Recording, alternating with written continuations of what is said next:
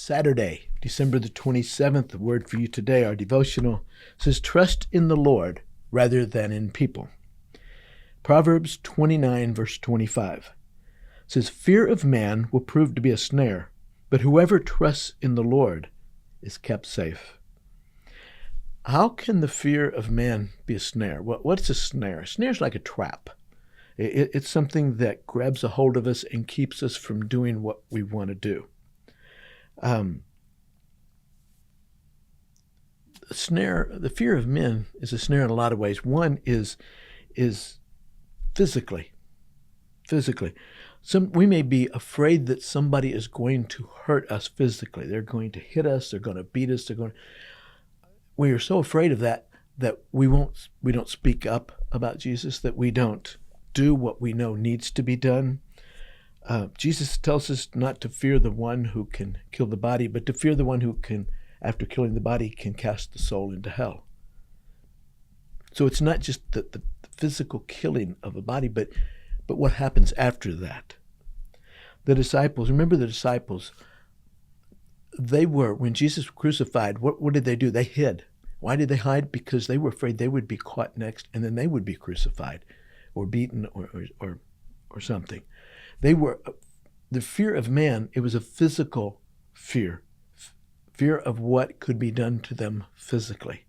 Now, most of us don't really encounter that, but all over the world, people do today. There are believers being physically tortured and killed right now in different parts of the world. So that's a very real fear of man, physically. Also emotionally, when we care more about what other people think than what God thinks. It's like when we go out with our friends and they want to do something we know is wrong. And we know it's wrong and we don't really want to do it. So do we have the strength to stand up and say, no, I'm not going to do that? Or are we emotionally afraid that they're going to think badly of us because we say, no, I'm not going to do that? That's where fear of man is a snare. Makes us sometimes we give in and we go along with something. Even though we know it's wrong, even though we shouldn't do it, we go along with it because we're afraid emotionally of what they're going to think of us. So there's a physical snare, there's an emotional snare, there's also a social snare. Sometimes we fear being left out of a group. We have this group of friends, they think this, and if we disagree with them, but if we say that, then they're not going to invite us to the party. They're not going to want to be with us. Take some of the Pharisees. Some of the Pharisees believed that Jesus was the Son of God. They believed he was the Messiah. But they couldn't say that because if they did, then the other Pharisees would cast them out of that position. And so they just kind of remained quiet. It was a snare for them. It was a trap. It was a fear of a social nature. And then there's the mentally fear. Sometimes we hear people who are very intelligent, very educated, and they make very good arguments about something. And we listen to it and we say, that sounds right, but I know it's not right because it goes against the Bible. And we're afraid to speak up about it. Why? Because mentally, that person is so much more intelligent than I am, and I can't argue with them because I don't have the knowledge to argue with them. So we just kind of go along with what they say. I'm a terrible debater. I can think tomorrow or the next day something I could have said, but some people are very quick on their feet. They think real quickly right then. The questions to ask, the statements to make. So fear of people manifests itself in a lot of ways. One is physically.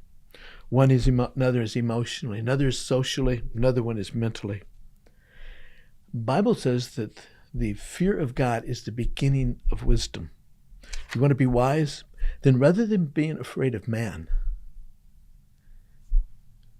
care more about what God thinks than what other people think. Know what the Bible says. Know what the Bible says.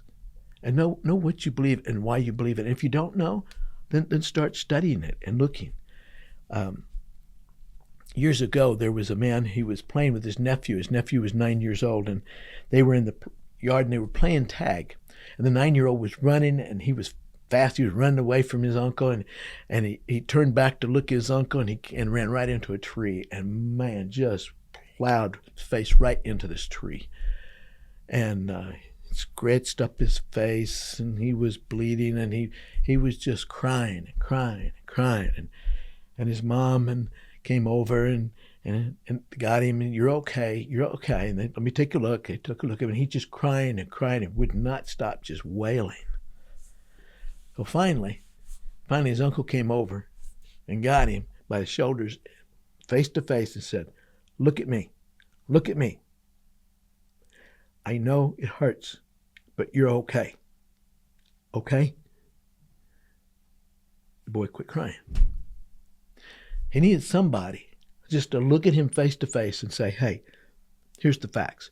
You're okay. You hurt? Yes. You scratched up? Yes. You're bleeding? Yes. But you are okay. And sometimes what we need to do in trusting God rather than people is just look at God and say, God, I'm afraid. I'm afraid of getting hurt. God, I'm afraid of that these people are not going to want to be friends with me. God, I'm afraid that they're not going to want anything to do with me. God, I'm afraid that I'm going to look like a fool. God, I'm just afraid. And look at God and say, God, help me. And let God just tell you, you stay strong. Stay true to what you know is right. It's going to be okay. It's going to be okay. There are people that are so much smarter than me, and I listen to what they say, and everything sounds so right, but I know it's wrong. But I can't figure out how to convince them it's wrong. It's when I just have to say, okay, God, you're going to have to help here because I don't know what to say. I don't know what to say. We all are going to have times when we have to choose whether to trust in God or whether to trust in people. You trust in God, He'll never let you down. Trust in people, we'll find ourselves in some tough situations. Hope you have a good weekend. Hope to see you at church tomorrow.